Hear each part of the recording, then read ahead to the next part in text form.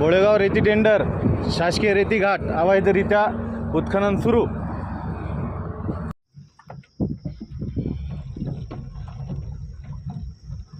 या कोणत्याही गाडीकडे इनवॉइस नाही, खरी वेबिल पावती नाही.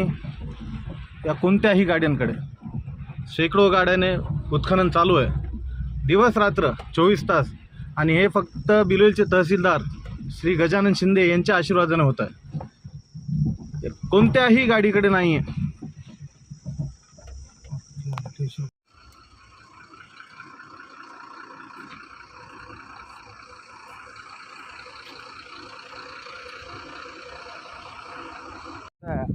लाखो ब्रास रेतीचं उत्खनन झालेलं आहे.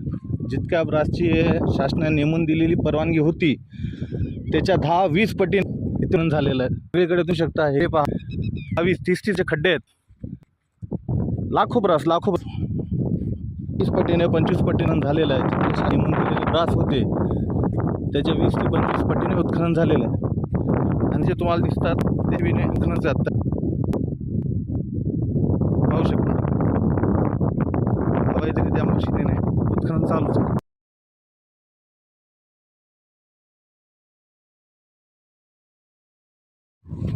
बोळेगाव रेती टेंडर JCBद्वारे उत्खनन सुरू.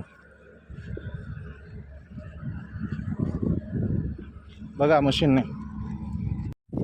पूर्ण JCBद्वारे उत्खनन चालू आहे अवैधरित्या.